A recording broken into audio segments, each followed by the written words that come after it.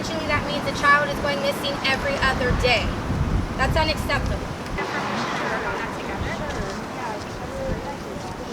How do you want to do that?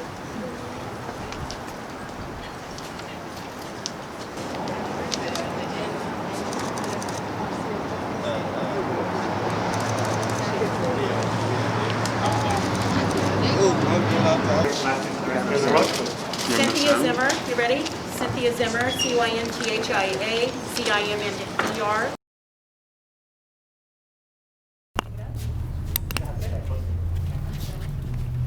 Tell us about what happened inside court today. Yes, today I filed 12 felony counts against Armando Cruz for the murder of a 13-year-old victim. The 12 felony counts include first-degree murder with 4 special circumstances.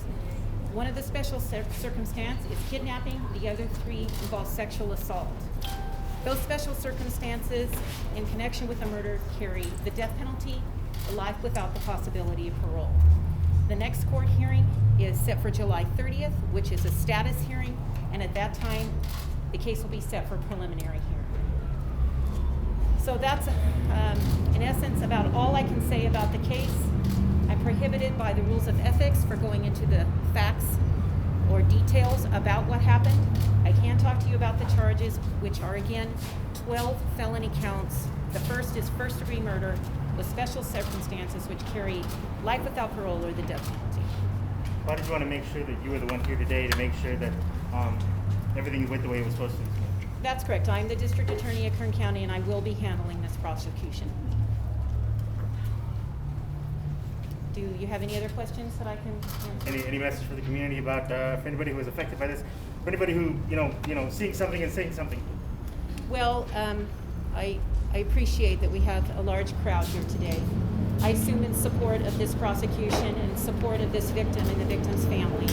And that is heartening that we see a crowd like this in support of victims.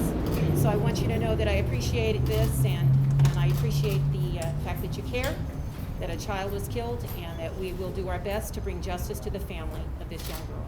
Can you tell us if he pleaded guilty or not?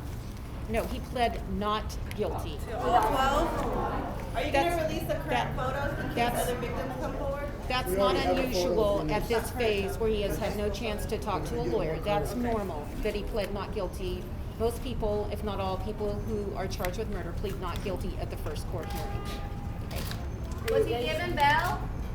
There is no bail on this case. He cannot bail out. Are you going to release the picture? Release the picture of what? We have that.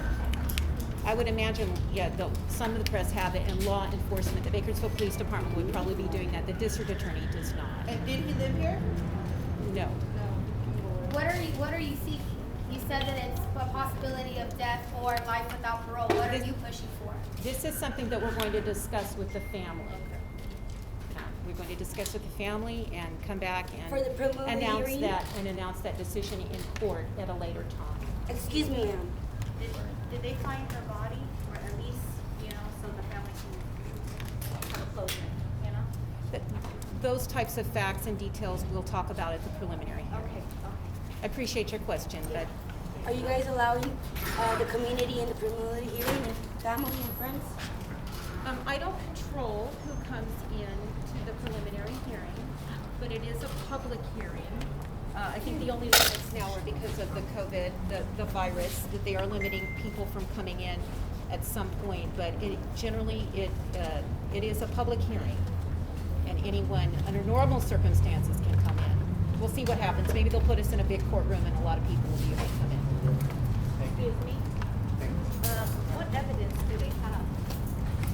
I can't discuss the evidence. It will need Just the charges and what's happening in court. Okay? Thank you all for coming. I appreciate that you coming out. And we'll be back in court on July 30th. Thank you. No, this person, that is a lot to take in after not seeing your daughter for almost a week. They have a lot to process. As I said, it's just about respect. They know we love them. They know that we're here. We want to be support, not triggers. Showing that we are one community, we are one family. We don't know them. I don't know her, but I do love her like my sister. One unit, just respect that when she comes out, we're not saying justice or no peace or nothing like that. We're just staying silent. And we are already organizing to come out here for the next court date. That is the time for us to shout for justice. That is the time for us to shout no justice, no peace, because that is the time when we will know what this person is facing.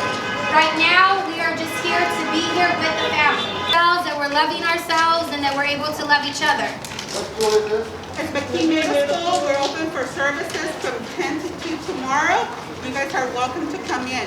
If you don't have, you're not wearing a mask, they'll provide one for you so you can get services.